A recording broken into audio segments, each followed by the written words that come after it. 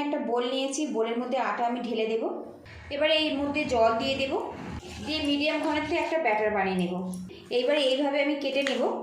নমস্কার বন্ধুরা, আপনারা কেমন আছেন? আজকে আমি গমের আটা আর শশা দিয়ে দারুণ হেলদি টেস্টি সকাল বিকালের একটা নাস্তা রেসিপি শেয়ার করব। এখানে দেখুন 1 কাপ পরিমাণে গমের আটা নিয়েছি, আর এখানে দেখুন একটা বড় টাইপের শশা নিয়েছি। এখানে একটা বোল নিয়েছি, বোলের মধ্যে আটা আমি ঢেলে দেব। এবার দিয়ে দেব 2 চামচ পরিমাণে সুজি। এবারে এর মধ্যে জল দিয়ে দেব, দিয়ে মিডিয়াম ঘনত্বে একটা ব্যাটার বানিয়ে নেব। আর বন্ধুরা, আমি সবসময় চেষ্টা করি ঘরে থাকা উপকরণ দিয়ে একদম নতুন নতুন রেসিপি শেয়ার করার জন্য। প্লিজ বন্ধুরা, লাইক শেয়ার সাবস্ক্রাইব করে আমাকে একটু সাপোর্ট করবেন। 1 কাপ জল দিয়ে আটাটা আমি গুলে নিয়েছি। এবার একটা পাত্র দিয়ে ঢেকে রাখবো, এতে আটা আর সুজিটা কিন্তু বেশ ভালো মতো সেট হয়ে যাবে। শসাটা আগে থেকে আমি ভালো করে ধুয়ে নিয়েছি, এবার এর গায়ের খোসাটা আমি ছাড়িয়ে নেব। অনেকে আলুর নাস্তা খেতে একদমই পছন্দ করেন না স্বাস্থ্যের কথা ভেবে। আজকে যে শসা আটা দিয়ে যে রেসিপিটা বানাচ্ছি, একবার এইভাবে বানিয়ে দেখতে পারেন। এই রেসিপিটা কিন্তু ব্রেকফাস্টেও খেতে ভালো লাগে, আবার বিকালের নাস্তাতেও কিন্তু খেতে খুবই ভালো লাগে। কথা বলতে বলতে দেখুন এদিকে শসার খোসাটা কিন্তু আমি ছাড়িয়ে নিয়েছি। মুখের এই অংশটা আমি বাদ দিয়ে দেব, আর এইভাবে একটু ঘষে নেব। শসার মধ্যে কোনো রকম আঠা থাকলে বেরিয়ে আসবে, আর যে তেতো ভাব সেটা কিন্তু কেটে যাবে। আরও সামান্য একটু বাদ দিয়ে দেব, দিয়ে এটা ভালো করে আমি ধুয়ে নেব। শসাটা ভালো করে ধুয়ে নিয়েছি, এইবারে এইভাবে আমি কেটে নেব।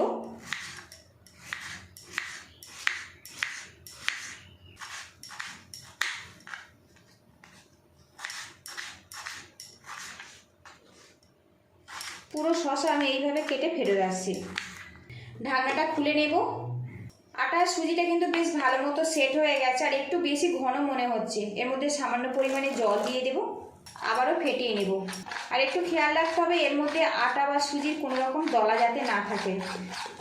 মিশ্রণটা আমি রেডি করে নিয়েছি, আর এখন দেখুন ঘনত্ব খুব বেশি মোটা নয়, আবার খুব বেশি পাতলাও নয়, এইভাবে রেডি করে নিতে হবে। এবারে এর মধ্যে দিয়ে দেব পেঁয়াজ কুচি। এখানে একদম ছোট সাইজের একটা পেঁয়াজ ছোট করে কুচিয়ে নিয়েছি, সেটা দিয়ে দিলাম। দিয়ে দেবো কাঁচা লঙ্কা কুচি, ঝালটা আপনারা স্বাদ মতো দেবেন। সামান্য পরিমাণে দিয়ে দেবো ধনেপাতা কুচি, দিয়ে দেবো সামান্য পরিমাণে চিলি ফ্লেক্স।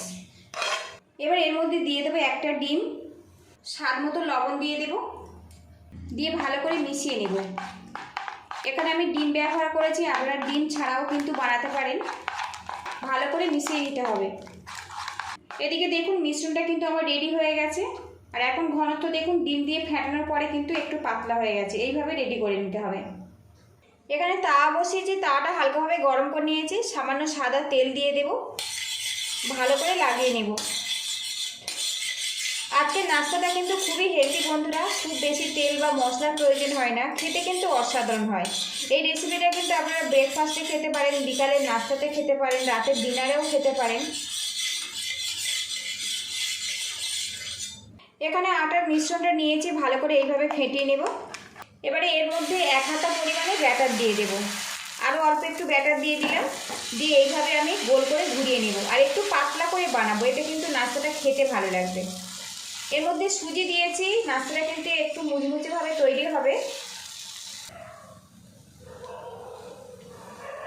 ওপর থেকে সামান্য পরিমাণে তেল দিয়ে দেব। এবার এটা আমি উল্টে দেব। তো দেখুন বন্ধুরা কত সুন্দরভাবে রেডি হয়েছে, আর বেশ সুন্দরভাবে কিন্তু উঠে গেছে।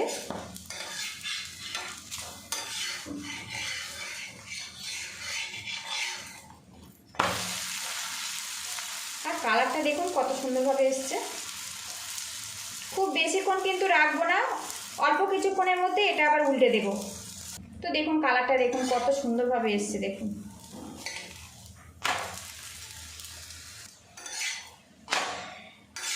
উল্টে পাল্টে নাস্তাটা কিন্তু আমি রেডি করে নিয়েছি, আর এখন দেখুন কতটা পাতলাভাবে রেডি হয়েছে। এইভাবে কিন্তু রেডি করে নিতে হবে। নাস্তাটা রেডি হয়ে গেছে, এটা তুলে নেব। সামান্য পরিমাণে তেল দিয়ে দেব, আর ব্যাটার দিয়ে দেব।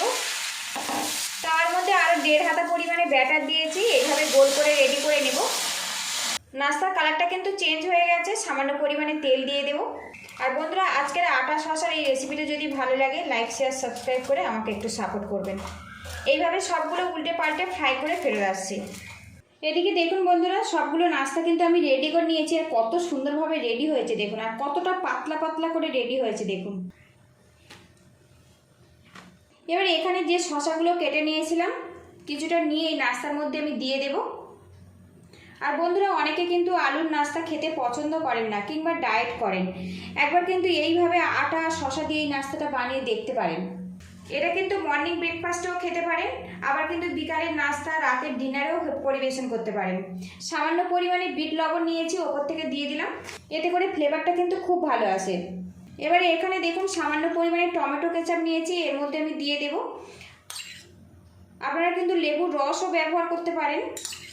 এবার এটা আমি ফোল্ড করে দেব।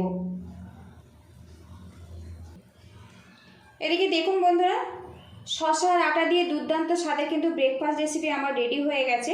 পুরো ভিডিওটির সঙ্গে থাকার জন্য অসংখ্য ধন্যবাদ। ভালো থাকবেন, সুস্থ থাকবেন, দেখা হবে নেক্সট ভিডিওতে।